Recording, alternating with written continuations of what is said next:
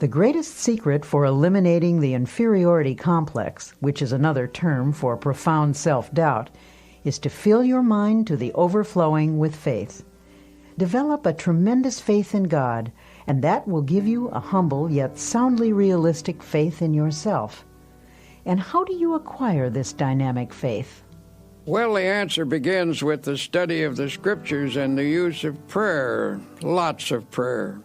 The Scriptures say, according to your faith be it unto you.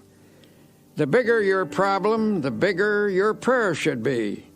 Drive your prayers deep into your doubts, into your fears and insecurities. Pray deep, big prayers that have plenty of strength, and you will come up with a powerful and vital faith. It is also helpful to go to a competent spiritual advisor, a minister, a priest, or a rabbi for instruction. The ability to make faith work for you is a skill, and like any skill, it must be studied and practiced to be perfected.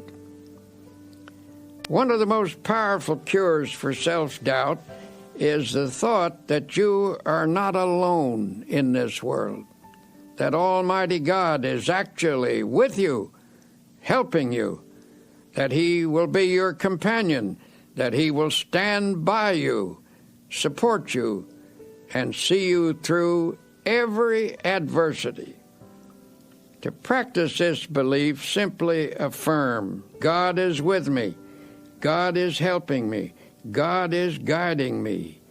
Spend several minutes each day visualizing God's presence.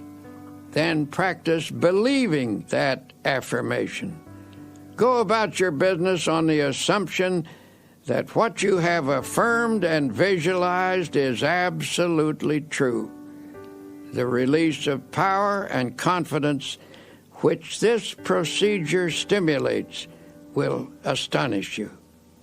Along with prayer and study of the Scriptures, another very effective way to build self-confidence is by suggesting confidence concepts to yourself. If your mind is obsessed by thoughts of insecurity and inadequacy, that is, of course, because such thoughts have dominated your thinking over a long period of time. You must give your mind a different and more positive thought pattern, and that requires discipline. In the busy activities of daily existence, the repetition of positive ideas can help re-educate the mind and make of it a power-producing plant. It is possible, even in the midst of your daily work, to drive confident thoughts into your consciousness. Let me tell you about a method one man discovered. This man once went around with the feeling that something terrible was going to happen to him, and it made his life miserable, of course. His mind was saturated with a sense of inferiority. This mental state was reflected in his business, which was doing poorly. But then he hit upon a plan which knocked all those thoughts out of his mind, a plan which allowed him to live with a sense of confidence in himself and in life. I'm a traveling salesman, he explained, and I drive around all day calling on my customers. I've discovered that while a person drives, he or she thinks all kinds of thoughts. If the pattern of thought is negative, one will think many negative thoughts during the day, and that's the way I used to be, he said. I used to drive around all day between calls with my mind full of fear and defeat. And that is one of the reasons my work was going so poorly.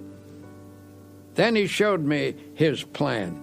In his glove compartment, he kept a pack of small cards. He chose one and clipped it on the instrument panel of his car. It read, "If you have faith, nothing shall be impossible unto you." He pulled out another which read, "If God be for us, who can be against us?" He told me that as he drove around, he memorized these thoughts. He said, I've learned to think differently as a result of this practice. The old insecurities that used to haunt me are just about all gone now. And instead of thinking thoughts of defeat and despair, I think thoughts of faith and courage.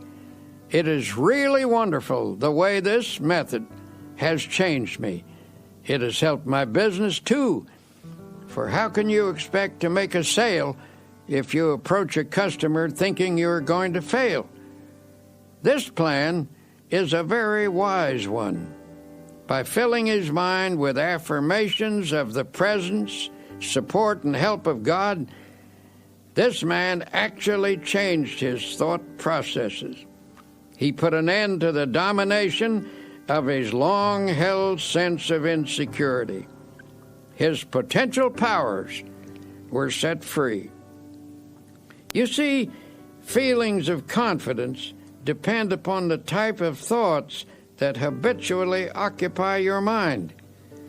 If constantly you fix your attention upon dire events that might happen, the result is that you will constantly feel insecure. And what is even more serious is the tendency to create, by the power of thought, the very condition you fear. But when you fill your mind with thoughts of faith, confidence, and security, you force out all thoughts of doubt and weakness. One man I know used a process I'll repeat often in this tape. He went through the Bible and underlined every passage about courage and confidence that he could find. He then committed these lines to memory, in effect, cramming his mind full of the healthiest, happiest, and most powerful thoughts in the world. After a few weeks, the change in him was little short of remarkable. From almost complete defeat, he became an inspiring and confident personality. He now radiates courage and magnetism. He regained confidence in himself and in his own powers by a simple process of thought conditioning. Ralph Waldo Emerson declared a tremendous truth when he said, "They conquer who believe they can."